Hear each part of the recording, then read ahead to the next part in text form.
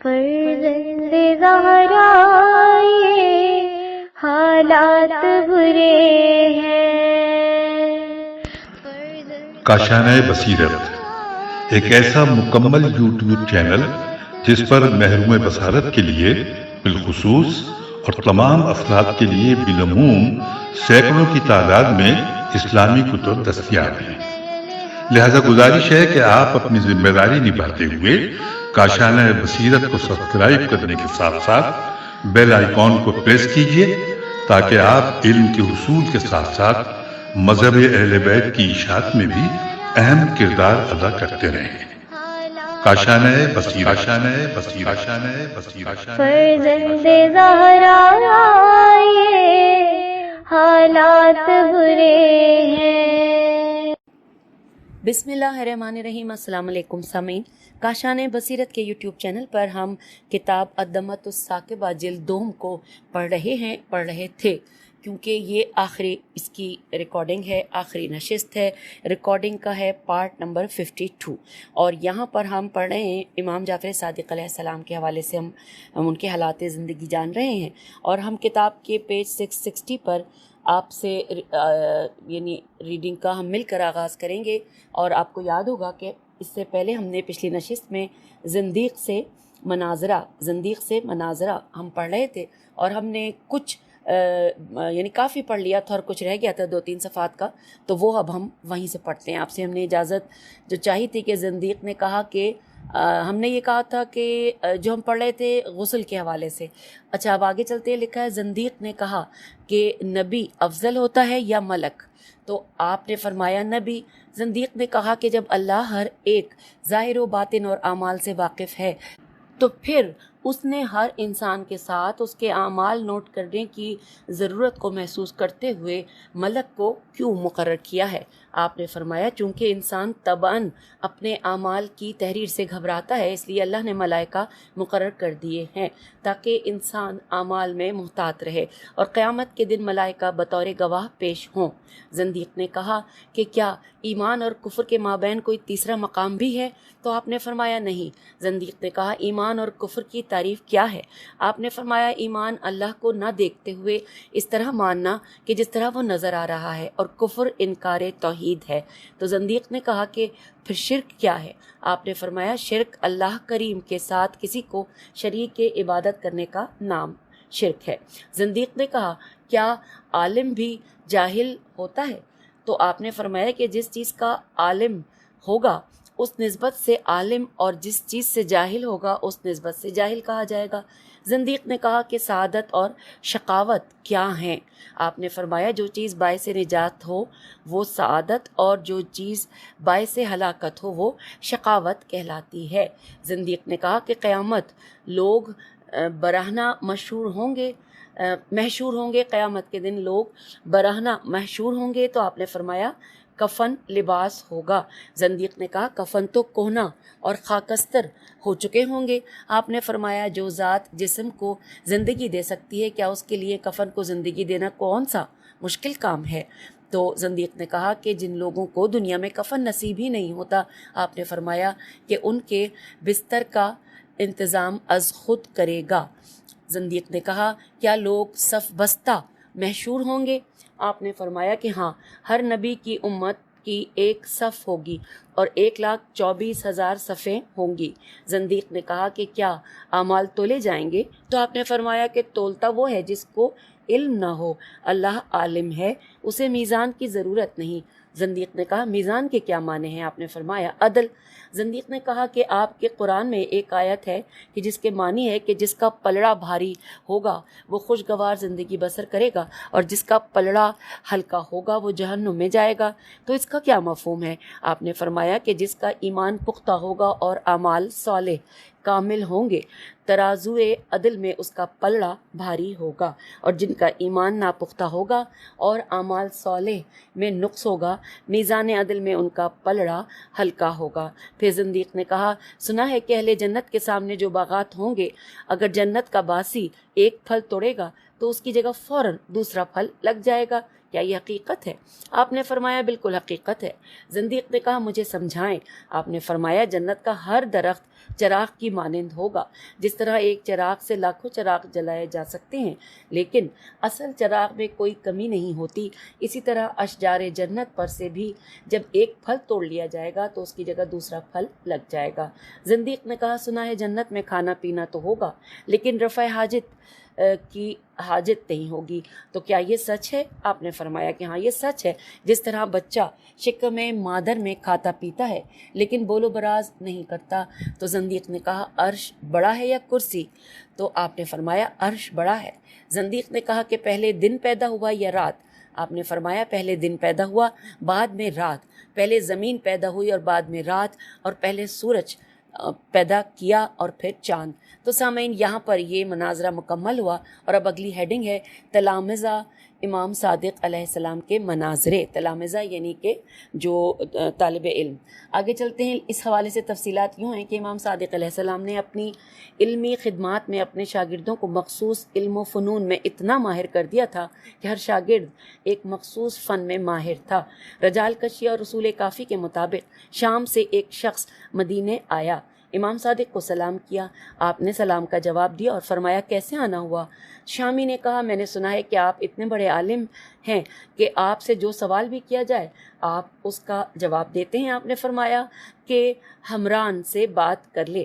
شامی نے کہا کہ میں آپ سے گفتگو کی خاطر آیا ہوں اور آپ مجھے حمران کے سپرد کر رہے ہیں۔ آپ نے فرمایا اگر تو نے حمران کو لاجواب کر دیا تو یوں سمجھ لے کہ مجھے لاجواب کر دیا۔ حمران نے پوچھا کس موضوع پر بات کرے گا؟ شامی نے کہا قرآن پر۔ کافی دیر تک قرآن پر مذاکرہ ہوتا رہا۔ جب شامی نے دیکھا کہ حمران اس موضوع پر قابو نہیں آ رہا تو شامی نے کہا کہ میں عربی ادب پر گفتگو کروں گا۔ تو امام صادق علیہ السلام نے ابان ابن تغلب سے فرمایا کہ اب تو بات کر۔ جب شامی نے ابان کو عربی ادب میں ماہر دیکھا تو کہنے لگا کہ میں فقہ پر بات کرنا چاہوں گا۔ تو امام صادق علیہ السلام نے زرارہ سے فرمایا شامی سے گفتگو کر۔ جب شامی نے دیکھا کہ فقہ میں زرارہ ہیچ نہیں ہو رہا ہے تو کہنے لگا کہ میں علم کلام میں مذاکرات کروں گا۔ تو امام صادق علیہ السلام نے مومن طاق سے فرمایا کہ اس موضوع پر تو گفتگو کر۔ جب شامی نے مومن طاق کو علم کلام میں طاق دیکھا تو کہنے لگا کہ اب میں امامت کی بات کروں گا۔ امام صادق علیہ السلام نے حشام ابن حکم سے فرمایا کہ اس موضوع پر تجھے گفتگو کرنا ہوگی۔ شامی نے فرمایا کہ لے بات کر۔ شامی نے کہا مناسب ہوگا کہ اگر اس سلسلے کی ابتدا حشام کر لے۔ حشام نے کہا ٹھیک ہے، آپ بتائیں کہ اپنی مخلوق کی عقل و فکر سے اللہ زیادہ واقف ہے یا مخلوق؟ تو مخلوق خود۔ تو شامی نے کہا اللہ زیادہ واقف ہے۔ حشام نے کہا اللہ نے اپنی مخلوق کو راہ ہدایت دکھانے کا کیا طریقہ کیا ہے؟ شامی نے کہا اللہ نے انبیاء بھیجے ہیں تاکہ ہمارے درمیان کسی مسئلے پر اختلاف و نزاع ہو تو انبیاء ہمارے اس نزاع کو ختم کر سکیں۔ حشام نے کہا ہمارے نبی کے بعد اللہ نے کیا کیا؟ شامی نے کہا اب ہمارے پاس کتاب خدا اور سنت نبوی ہے۔ حشام نے کہا کیا قرآن سنت نے رفع اختلاف کا مطلوبہ فائدہ دیا ہے؟ تو شامی نے کہا کہ ہاں ہمارے درمیان اختلافات کو ختم کرنے کا کام کیا ہے۔ حشام نے کہا اگر قرآن و سنت نے مطلوبہ فائدہ فراہم کیا ہے تو پھر میرے اور آپ کے اختلاف کی بنیاد کیا ہے؟ آپ شام سے ہمارے ساتھ مناظرہ کرنے آئے ہیں۔ شامی خاموش ہو گیا۔ امام صادق علیہ السلام نے شامی سے فرمایا بات کیوں نہیں کرتا؟ شامی نے کہا اگر میں کہوں اختلاف نہیں ہے تو صراحتاً جھوٹ ہوگا، اور اگر کہوں کہ قرآن و سنت کی بدولت اختلاف ہے تو اپنے دعوے کو جھوٹا ماننا پڑتا ہے، کیونکہ قرآن و سنت کے متعدد مفاہیم میں اور وہی مختلف مفہوم ہی وجہ اختلاف ہیں۔ امام صادق علیہ السلام نے فرمایا کہ جس طرح حشام نے تجھ سے سوال کیا ہے اسی طرح تو حشام سے سوال کر لے، ممکن ہے اس کے جواب سے تو مطمئن ہو جائے۔ شامی نے کہا آپ بتائیں کہ اللہ اپنی مخلوق کی فکر و عقل سے زیادہ واقف ہے یا خود مخلوق سے؟ حشام نے کہا اللہ۔ تو پھر لکھا شامی نے کہا کہ اللہ نے اپنی مخلوق کو صراط مستقیم دکھانے کا کیا انتظام کیا ہے؟ حشام نے کہا زمانے رسول صلی اللہ علیہ وآلہ وسلم میں یا اب؟ تو شامی نے کہا زمانے رسول صلی اللہ علیہ وآلہ وسلم میں بھی اور اب بھی۔ حشام نے کہا زمانے رسول میں تو خود حضور صلی اللہ علیہ وآلہ وسلم موجود تھے، جہاں تک اس وقت کا تعلق ہے تو یہ شخص جو اس وقت ہمارے سامنے بیٹھا ہے اور اپنے باپ کے واسطے سے حضور صلی اللہ علیہ وآلہ وسلم تک سلسلہ سند بیان کر کے فرمان رسالت بیان کرتا ہے، رفع اختلاف اور ہدایت حق کا نمائندہ ہے۔ اب شامی نے کہا کہ آپ کے لیے تو ایسا ہوگا، لیکن مجھے کیسے یقین آئے کہ واقعاً یہ نمائندہ حق اور وسیع رسول صلی اللہ علیہ وآلہ وسلم ہے؟ حشام نے کہا اس کا تعلق تیری ذات سے ہے۔ ویسے ہمارے نزدیک تو اطمینان کا طریقہ یہ ہے کہ اگر کہ آپ کے دل میں جتنے وہ سوالات ہوں جو آپ خود حضور صلی اللہ علیہ وآلہ وسلم سے پوچھنا چاہتے ہوں، ان سے پوچھ لیں۔ اگر رسول کی طرح معقول اور قانع جواب سے نواز دے تو پھر آپ کا حق بنتا ہے کہ آپ دین نبی بھی اس سے حاصل کریں۔ شامی نے کہا اب میرے پاس مزید راستہ نہیں رہا، میں صرف یہی پوچھنا چاہوں گا کہ گھر سے مدینے تک میرا سفر کیسے گزرا ہے، اگر جواب دے دیں تو میں مطمئن ہو جاؤں۔ تو امام صادق علیہ السلام نے شامی کو اول سفر سے لے کر آخر سفر تک ایسے جزیات بھی بتا دیے کہ جن کا علم سوائے اس شامی کے اور کسی کو نہ تھا۔ پھر لکھا ہے شامی نے اپنا حال سفر سننے کے بعد اٹھ کر امام صادق علیہ السلام کی قدم بوسی کی اور عرض کیا حق آج ہی نصیب ہوا ہے۔ سامعین یہاں پر یہ مکمل ہوا اور اب اگلی ہیڈنگ ہے حشام ابن حکم جاسلیق۔ لکھا ہے شیخ صدوق نے کتاب التوحید میں یونس ابن عبد الرحمن سے روایت کی ہے کہ مجھے حشام ابن حکم نے بتایا ہے بریحہ نامی جاسلیق نصارہ میں بڑا معروف عالم تھا، اور ایک دن میں اپنی دکان پر بیٹھا تھا کہ سر سے اوپر عیسائی بریحہ کو اپنے درمیان لیے ہوئے آ گئے، تو میرے دکان پر چند لوگ بیٹھے مجھ سے قرآن کا سبق لے رہے تھے۔ عیسائیوں کی جمعیت دیکھ کر انہوں نے قرآن بند کر دیے۔ عیسائیوں نے ایک کرسی اٹھا رکھی تھی، میرے دکان کے باہر سڑک پر کرسی رکھی گئی۔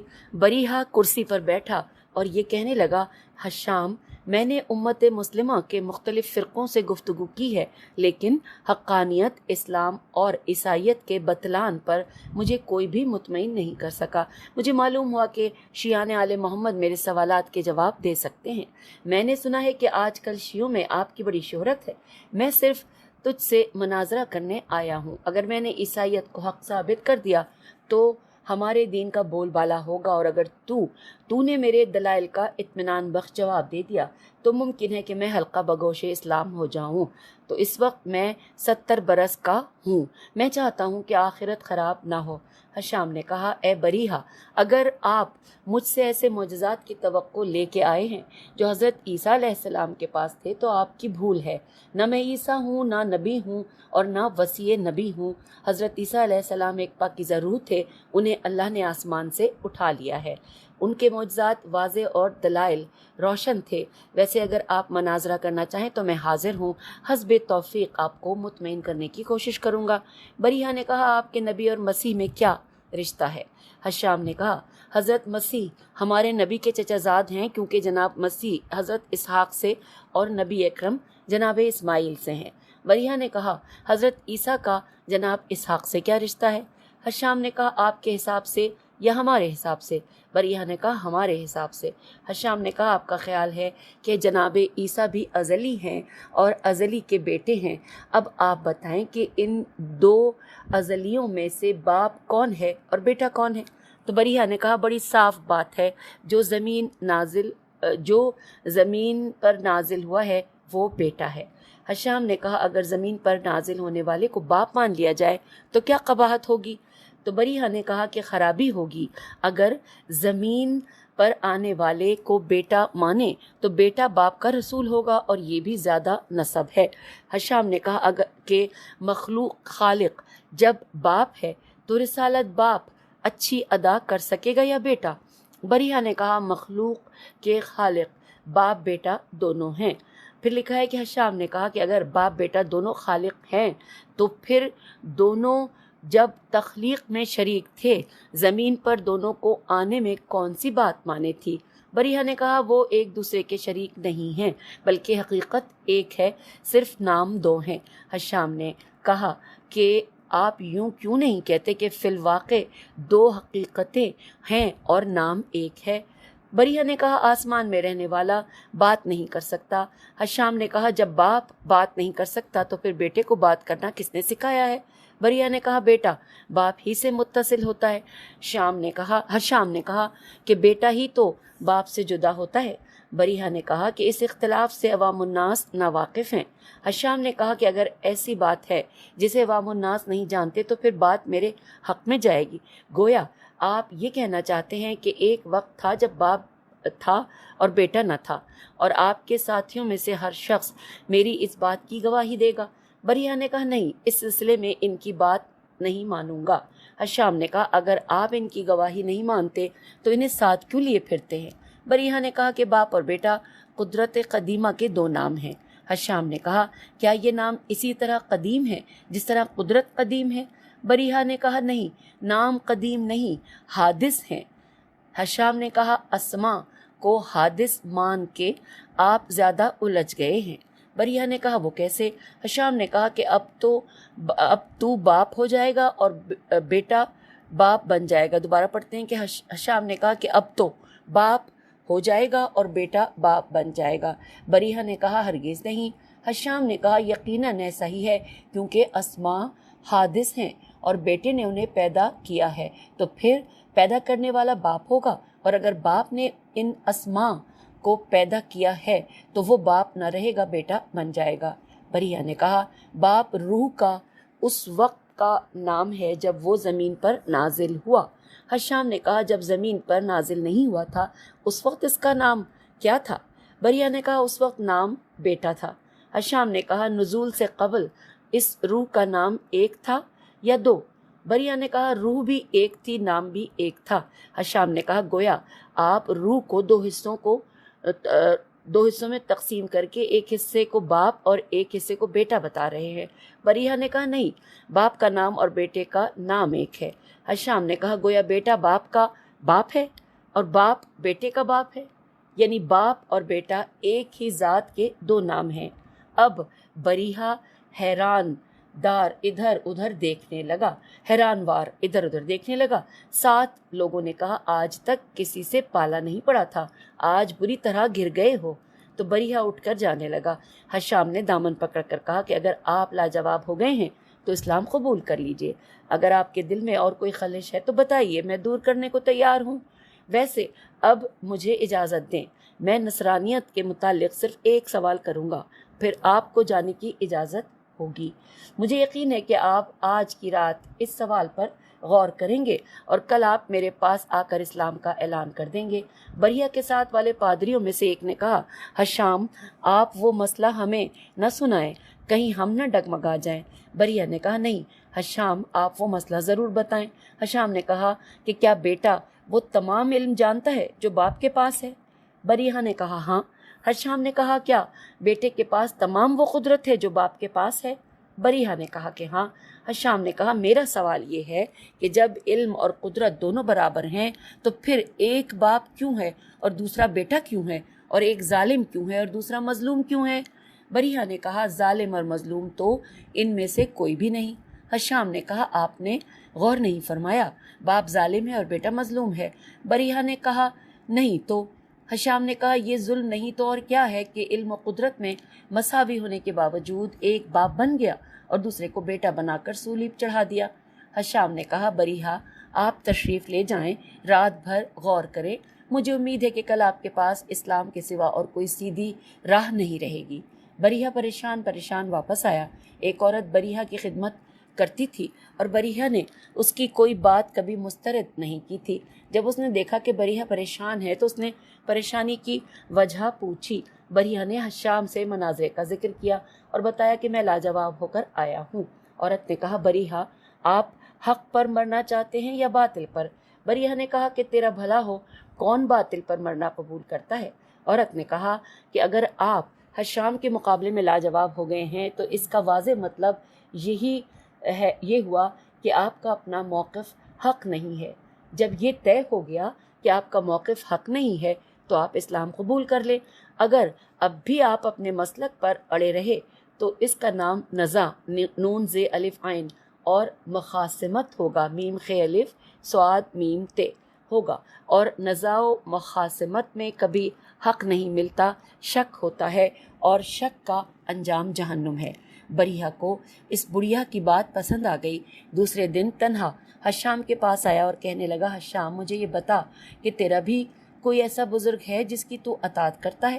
حشام نے کہا، میں جس کی اطاعت کرتا ہوں اپنے کو اس کے خاک پا سمجھتا ہوں۔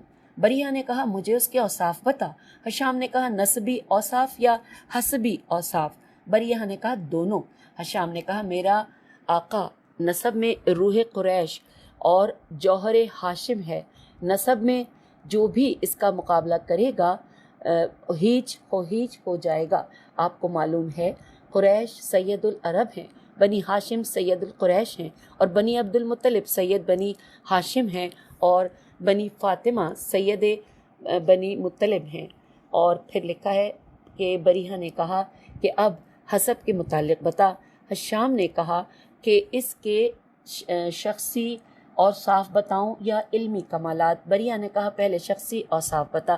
حشام نے کہا، گناہوں سے پاک معصوم ہے، اور بخیل نہیں سخی ہے، بزدل نہیں بہادر ہے، جاہل نہیں عالم ہے، محافظ دین ہے، اطرت نبی سے ہے، غصے کے وقت حلیم ہوتا ہے، ظلم میں بھی انصاف کرتا ہے، خوشی میں تعاون کرتا ہے، مخالف کی عیب جوئی نہیں کرتا، قرآن پر عمل کرتا ہے، اس کی دلیل کبھی خام نہیں ہوتی، کسی مسئلے میں کبھی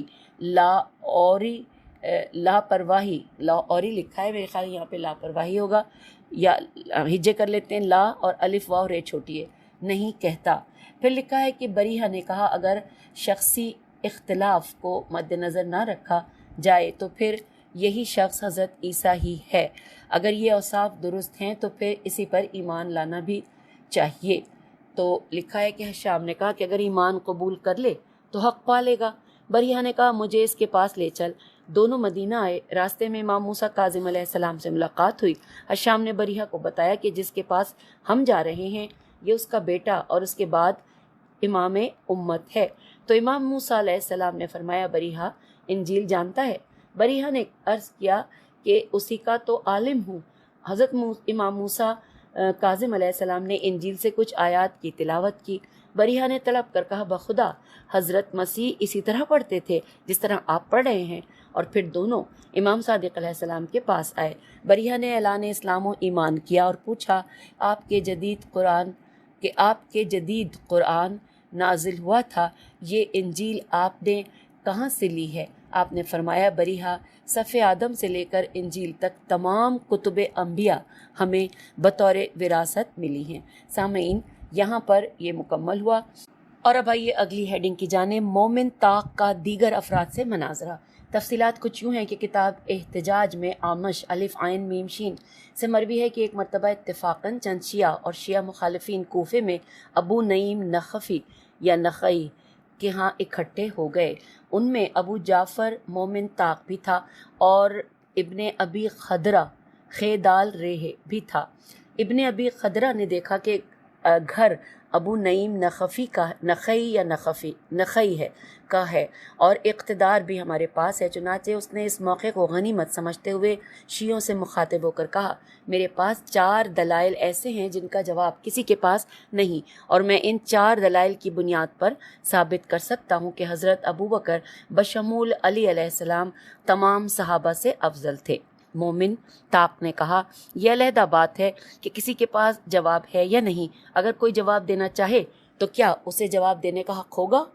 ابن ابی خدرہ نے کہا کہ بڑے کھلے دل سے جو چاہے معقول جواب دے سکتا ہے۔ مومن طاق نے کہا، آپ استدلال کریں گے، ہم جواب دیں گے، انصاف کون کرے گا؟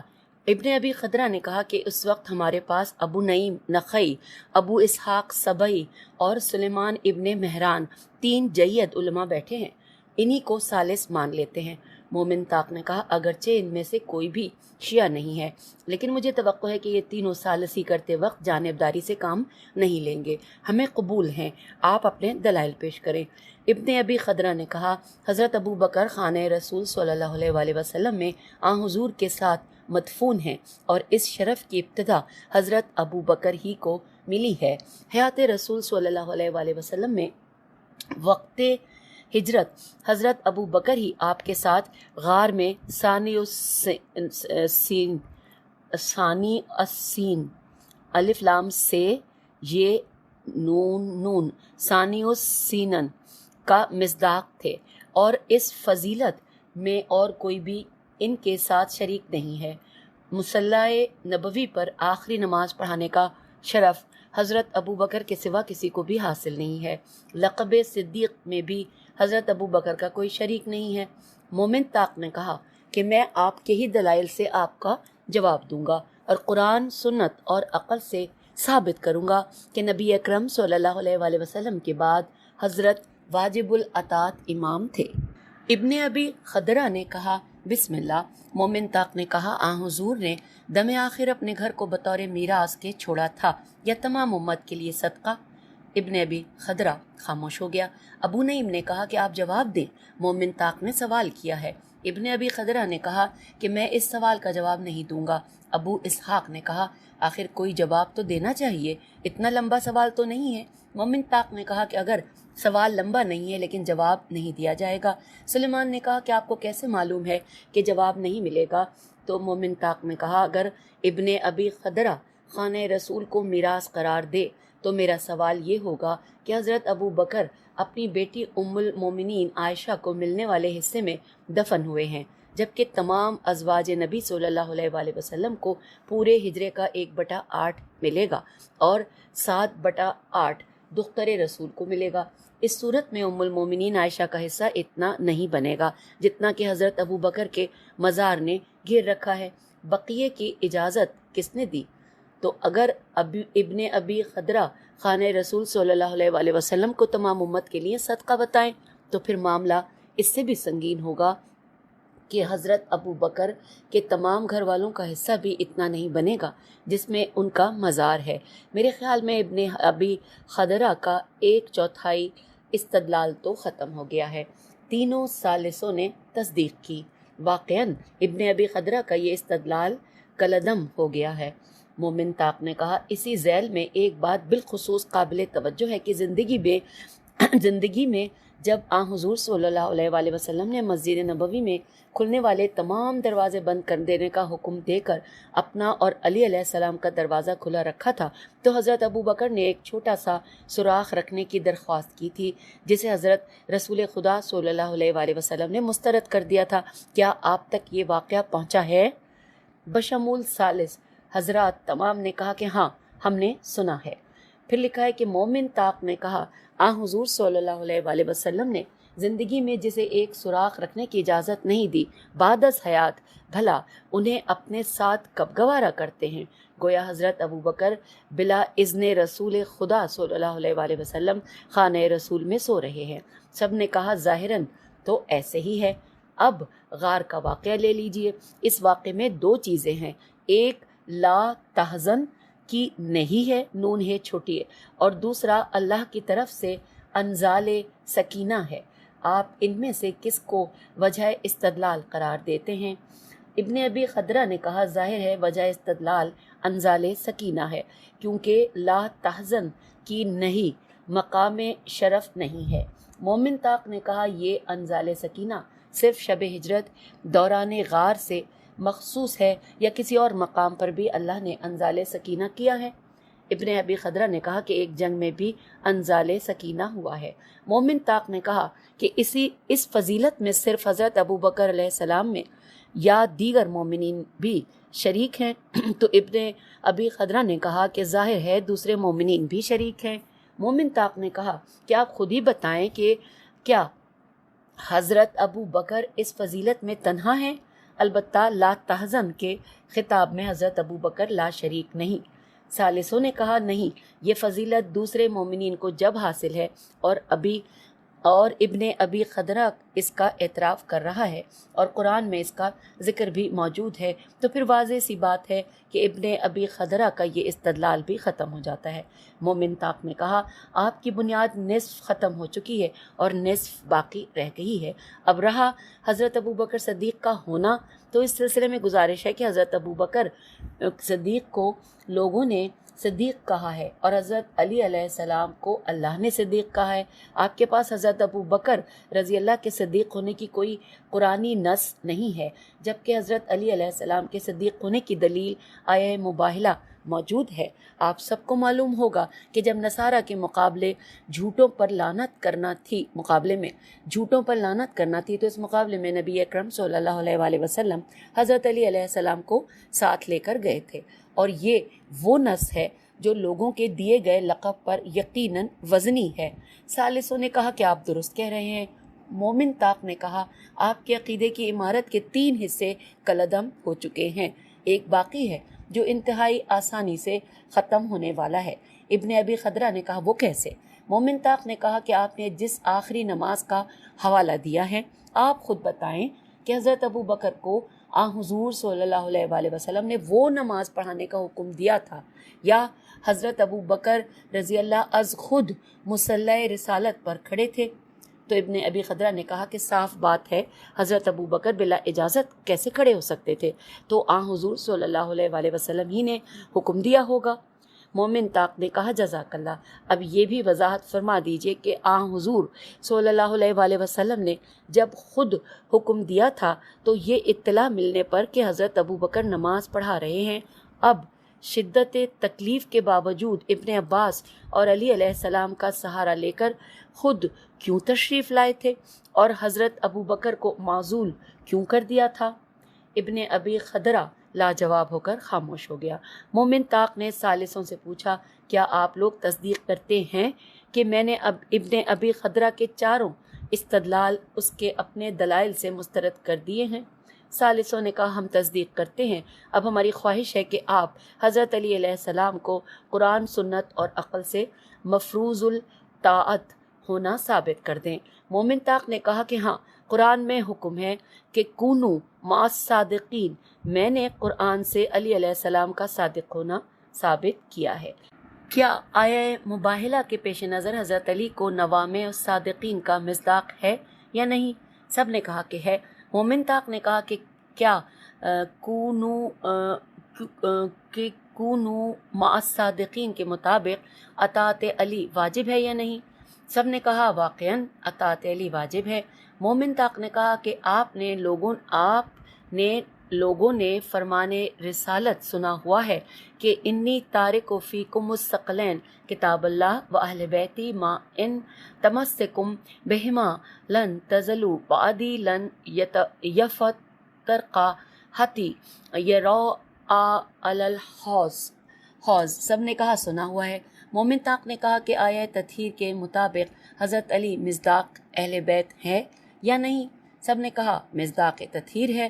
مومن طاق نے کہا کہ حدیث رسول کے مطابق علی اور قرآن کبھی جدا نہ ہوں گے، اور جو قرآن سے جدا نہ ہو وہ واجب الاطاعت ہے یا نہیں؟ سب نے کہا واجب الاطاعت ہے۔ مومن طاق نے کہا کہ ہر دانشمند یہی کہتا ہے کہ علم کی اطاعت کی جائے، عالم کی اطاعت کی جائے۔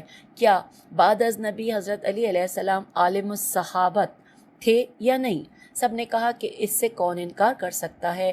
اور پھر لکھا ہے کہ مومن طاق نے کہا کہ آپ کی مرضی، میں نے قرآن، سنت اور عقل سے علی علیہ السلام کا واجب الاطاعت ہونا ثابت کر دیا ہے۔ سامعین، یہاں یہ مکمل ہوا۔ اگلی ہیڈنگ ہے سید ابن محمد حمیری۔ لکھا ہے سید اسماعیل ابن محمد کیسانی فرقے سے تھا اور جناب محمد حنیفہ کو امام غائب کہتا تھا۔ ایک مرتبہ امام صادق علیہ السلام کے سامنے سید کا تذکرہ ہوا تو آپ نے فرمایا اسماعیل سید الشعراء ہے لیکن کج فکر ہے۔ شیخ صدوق نے کیسانیہ کے ایک رکن حیان سراج سے نقل کیا ہے۔ جب اسماعیل کو معلوم ہوا تو وہ امام صادق علیہ السلام کی خدمت میں آیا اور عرض کی کہ قبلہ، ساری دنیا کی مخالفت صرف آپ آل محمد علیہم السلام کی محبت میں مول لے رکھی ہے، اور آپ پھر بھی فرماتے ہیں کہ اسماعیل کج فکر ہے۔ تو آپ نے فرمایا اسماعیل تجھ میں جو خوبی تھی اس کا اعتراف کیا ہے اور جو نقص تھا اس کا اظہار کیا ہے۔ اسماعیل حمیری نے عرض کیا حضور میری فکر کیا ہے؟ آپ نے فرمایا کیا تو محمد حنیفہ کو امام غائب نہیں مانتا؟ نوٹ، اب یہاں پہ نوٹ لکھا ہے اور لکھا ہے کہ یہ یاد رہے کہ اس کا نام ہی سید اسماعیل تھا، ازروِ قوم غیر سید تھا۔ سید نے عرض کیا کہ اگر میں کج فکر ہوں تو آپ مجھے مطمئن فرما دیں۔ آپ نے فرمایا سید میرے قریب آ۔ سید قریب ہوا۔ آپ نے فرمایا ذرا آنکھیں بند کر لے۔ سید نے آنکھیں بند کی۔ آپ نے فرمایا اب کھول دے۔ جب سید نے آنکھیں کھولیں تو اس نے دیکھا کہ قبرستان میں کھڑا ہے۔ عرض کیا حضور یہ کون سی جگہ ہے؟ آپ نے فرمایا پہچاننے کی کوشش کر۔ سید نے ادھر ادھر دیکھا اور عرض کیا ایسے معلوم ہوتا ہے جیسے یمن کا قبرستان ہے، میں 2-3 مرتبہ یہاں آ چکا ہوں۔ آپ نے فرمایا کہ تو نے درست سمجھا ہے۔ آپ آگے بڑھے اور ایک قبر کے سرہانے کھڑے ہو کر 2 رکعت نماز پڑھی اور پھر دعا مانگی۔ قبر میں شگاف ہوا، ایک شخص کفن لپیٹ کر سر اور داڑھی سے مٹی جھاڑتا ہوا اٹھ کھڑا ہوا۔ امام صادق علیہ السلام نے فرمایا آپ کون ہیں؟ صاحب قبر نے کہا میں محمد حنیفہ ابن علی ابن ابی طالب ہوں۔ آپ نے فرمایا میں کون ہوں؟ اس نے عرض کیا کہ آپ حجت خدا جعفر صادق ابن محمد باقر علیہ السلام امام امت ہیں۔ آپ نے سید کی طرف دیکھ کر فرمایا کہ کیا اب تجھے اطمینان ہوا ہے؟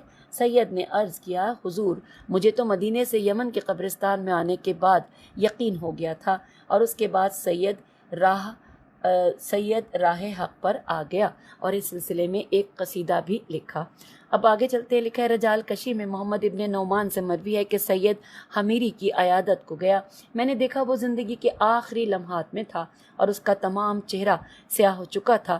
اس کے اقربا اس کے گود میں بیٹھے تھے اور ان میں سے کچھ تو شیعہ تھے اور کچھ غیر شیعہ تھے۔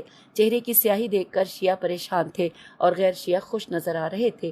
مجھے معلوم ہوا تھا کہ امام صادق منصور کی طلبی کے بعد واپس آ گئے ہیں۔ میں فوراً واپس آیا اور امام صادق علیہ السلام کی خدمت میں عرض کیا حضور سید حمیری شاعر آل محمد زندگی کے آخری لمحات میں ہے اور مخالفین اس کی حالت دیکھ کر خوش ہو رہے ہیں۔ آپ اٹھ کھڑے ہوئے اور فرمایا چل اسے دیکھ لیں۔ راستے میں میں نے عرض کیا حضور سید بہت بڑا شرابی تھا۔ آپ نے کوئی توجہ نہ دی اور چلتے رہے۔ میں نے ایک مرتبہ پھر عرض کیا کہ قبلہ سید نیند نبیز پیتا تھا، یا نون یہ زال لکھا ہے، اب یہ مجھے نہیں پتا کہ یہ صحیح ورڈ کیا ہے، تو آپ نے پھر بھی کوئی توجہ نہ دی۔ تیسری مرتبہ میں نے پھر بتایا کہ آپ نے ایک سرد آہ کھینچ کر فرمایا مجھے توقع ہے اللہ میری جد امجد کی محبت کے مقابلے یہ جرم معاف فرما دے گا۔ جب ہم سید کے پاس پہنچے تو سید اسی حالت میں تھا، زبان گنگ تھی اور چہرہ سیاہ تھا اور جسم میں تشنج تھا۔ آپ سید کے سرہانے بیٹھے اور آواز دی سید۔ سید نے آنکھیں کھولی۔ ہم نے محسوس کیا کہ وہ بولنا چاہتا ہے لیکن بول نہیں سکتا۔ آپ نے زیر لب دعا پڑھی جس کے بعد سید کی زبان کھل گئی اور اس نے عرض کیا قبلہ اپنے موالیوں سے بھی یہ سلوک ہوتا ہے؟ آپ نے فرمایا سید اب کچھ نہیں ہوگا۔ سید نے عرض کیا قبلہ اب تو کچھ نہیں ہوگا لیکن جو کچھ ہو چکا ہے وہ بھی کوئی کم تو نہیں تھا۔ اور پھر سید نے اسی حالت میں یہ قصیدہ کہا۔ سامعین یہ قصیدہ عربی میں ہے، ہم اس کا ترجمہ پڑھیں گے۔ لکھا ہے کہ میں اس کا موالی ہوں جو اپنی محبت میں مرنے والوں سے دم مرگ بشارت لے کر ملتا ہے اور موالی مسکراتے ہوئے موت کا استقبال کرتا ہے، اور جو اس کے دشمنوں کی محبت میں مرتے ہیں ان کی راہ جہنم کے علاوہ کوئی بھی نہیں ہے۔ اے ابو الحسن آپ کے نام پر میری جان، میرا خاندان، میرا مال اور زمین میں جو میری ملکیت ہے قربان ہو جائیں۔ اے ابو الحسن میں آپ کے ہر شرف کا معترف ہوں اور میں آپ کی مودت سے متمسک ہوں۔ آپ مصطفیٰ کے وصی ہیں اور چچا زاد ہیں۔ ہم آپ کے دشمنوں سے عداوت رکھتے ہیں اور تبرہ کرتے ہیں۔ سامعین لکھا ہے اس کے بعد سید نے آنکھیں بند کیں اور پڑھا لا الہ الا اللہ حقا حقا اشہد ان محمد رسول اللہ حقا حقا واشہد ان علی ولی اللہ حقا حقا، اور ہاتھ پاؤں سیدھے کیے اور جان آفرین کے سپرد کر دی، اور جان آفرین کے سپرد کر دی۔ سرکار تریہی نے سہل ابن زیبان سے روایت کی ہے کہ سہل کہتا ہے کہ میں امام رضا علیہ السلام کی خدمت میں حاضر ہوا۔ دن کا پہلا وقت تھا، ابھی تک اور کوئی بھی نہیں آیا تھا۔ مجھے دیکھتے ہی امام رضا علیہ السلام نے فرمایا خوش آمدی سہل، میں ابھی تجھے بلانے کی خاطر غلام بھیجنے والا تھا۔ میں نے عرض کیا حضور کوئی حکم تھا؟ خیریت تو ہے؟ آپ نے فرمایا خیریت ہی ہے، میں نے ایک خواب دیکھا ہے، تجھے سنانا چاہتا ہوں۔ اس خواب سے میں بڑا حیران ہوں۔ میں نے عرض کیا اللہ نے خیر دکھائی ہو۔ آپ نے فرمایا میں نے دیکھا ہے کہ ایک جگہ میرے لیے ایک سیڑھی نصب کی گئی ہے اور اس کے 100 زینے ہیں۔ میں نے اس سیڑھی پر چڑھنا شروع کر دیا، جب ایک زینہ بچ رہا تو مجھے ایک باغ نظر آیا، پھر میں آخری زینے پر بلند ہوا، میرے سامنے باغ میں جانے کے لیے راستہ تھا۔ وسط باغ میں ایک انتہائی شفاف گنبد نما مکان تھا۔ اس مکان میں سرور انبیاء تشریف فرما تھے۔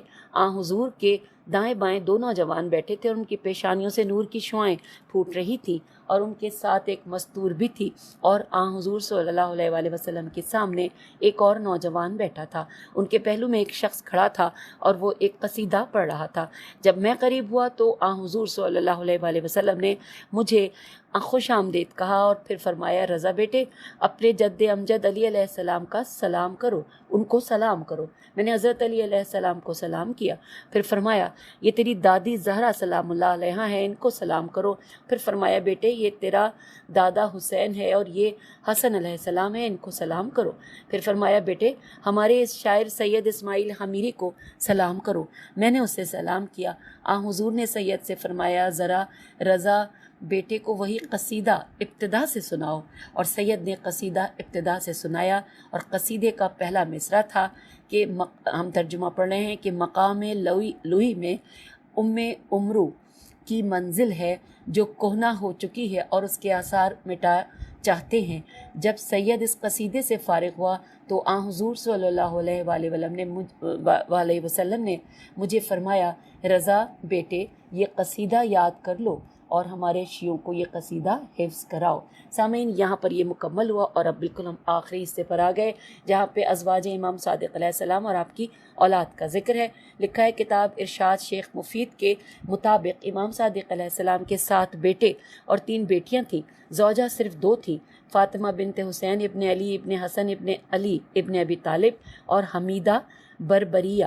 بیٹے اسماعیل، امین، عبداللہ، موسیٰ، اسحاق، محمد، عباس، علی، اور بیٹیاں فاطمہ، اسما اور فروا۔ اسماعیل آپ کی زندگی میں مقام عریض عین رے یہ زوات پر فوت ہو گیا تھا، جس کا جنازہ مدینہ لایا گیا تھا اور جنت البقیع میں دفن کیا گیا تھا۔ وفات اسماعیل ابن امام جعفر صادق علیہ السلام۔ لکھا ہے کتاب بہار کے مطابق جناب اسماعیل امام صادق علیہ السلام کے سب سے بڑے فرزند تھے۔ امام صادق علیہ السلام نے اسماعیل کی زندگی ہی میں امام موسیٰ کاظم کی امامت کا اعلان کر دیا تھا، لیکن عباسی سیاست نے شیعہ میں تفریق پیدا کرنے اور شیعہ قوت کو تقسیم کرنے کی خاطر اپنے تنخواہ دار شیعوں کے لباس میں چھوڑے، جنہوں نے لوگوں میں یہ پروپیگنڈا شروع کر دیا کہ امامت بڑے بیٹے کا حق ہے۔ اگر امام صادق علیہ السلام کسی وجہ سے ناراض ہو کر بڑے بیٹے کو اس کا حق نہیں دے رہے کہ ہمارا حق ہے کہ ہم اسے اس کا حق دیں۔ ان سیاسی گماشتوں نے کچھ ایسے آدمی پیدا کر لیے کہ چونکہ اللہ نے امام موسیٰ کو منصب امامت سے نوازا تھا اور امام صادق علیہ السلام اس کا متعدد مرتبہ اعلان کر بھی چکے تھے، اس لیے ذات احدیت نے جناب اسماعیل کو امام صادق علیہ السلام کی زندگی ہی میں اٹھا لیا۔ امام صادق علیہ السلام کو علم لدنی سے معلوم تھا کہ یہ سیاسی وظیفہ خوار شیعہ میں پھوٹ ڈالنے کی خاطر بہت کچھ کریں گے، چنانچہ جناب اسماعیل کی وفات کو پوری شہرت دی، اور آپ نے وفات اسماعیل پر اپنے دونوں بیٹوں اسحاق اور علی کے علاوہ سرکاری و غیر سرکاری اور شیعہ و غیر شیعہ میں سے 30 اہم افراد کو بلایا اور غسل سے لے کر دفن تک انہیں ساتھ رکھا۔ کئی مرتبہ اسماعیل کے چہرے سے کفن ہٹا کر لوگوں کو چہرہ دکھایا۔ داؤد رقی جیسے جاسوسوں کو خود منہ سے کپڑا ہٹا کر دیکھنے کو فرمایا اور پھر مجمع میں پوچھا کہ یہ کون ہے؟ داؤد نے کہا اسماعیل ابن صادق ہیں۔ جن لوگوں کو آپ نے بالخصوص مدعو کیا تھا ان میں سے بعض کے نام تاریخ نے یہ بتائے ہیں: مفضل ابن عمرو، مفاز ابن کثیر، عبد الرحمن ابن حجاج، فیض ابن مختار، یعقوب سراج، حمران ابن آئین، ابو بصیر، داؤد رقی، یونس ابن طبیان، ابن زبیان، یزید ابن سلیت سین لام یہ توئے، سلمان ابن خالد اور صفوان جمال۔ جناب اسماعیل کی وفات کے بعد ان لوگوں کے پاس کچھ نہ رہا، لیکن بئیں ہمہ کچھ لوگوں نے امام صادق علیہ السلام کے بعد جناب اسماعیل کے بیٹے محمد کو امام کہنا شروع کر دیا۔ اور اب آخری 2 لائنیں شہادت امام صادق علیہ السلام کے حوالے سے کہ تاریخ اس سلسلے میں اس کے سوا کچھ نہیں بتاتی کہ امام صادق علیہ السلام منصور کے ہاتھوں شہید ہوئے ہیں، کیسے شہید ہوئے، کس نے زہر دیا، کس چیز میں زہر دیا۔ یہ ایسے سوالات ہیں جن کے جواب کم از کم صاحب دمہ نے پیش نہیں کیا ہے۔ سامعین، یہاں پر یہ کتاب مکمل ہوئی، اور اب ہم صرف یہ دعا کروں گی میں کہ اس کتاب کو پڑھنے میں مجھ سے جو بھی غلطیاں ہوئیں، جو کمی کجی کوتاہی رہ گئی، پروردگار اس کو میری پکڑ نہ کرنا، اور میں آپ سب جو بھی سامعین ہیں ان سے بھی کہوں گی کہ آپ بھی درگزر فرمائیے۔ خدا حافظ، فی امان اللہ۔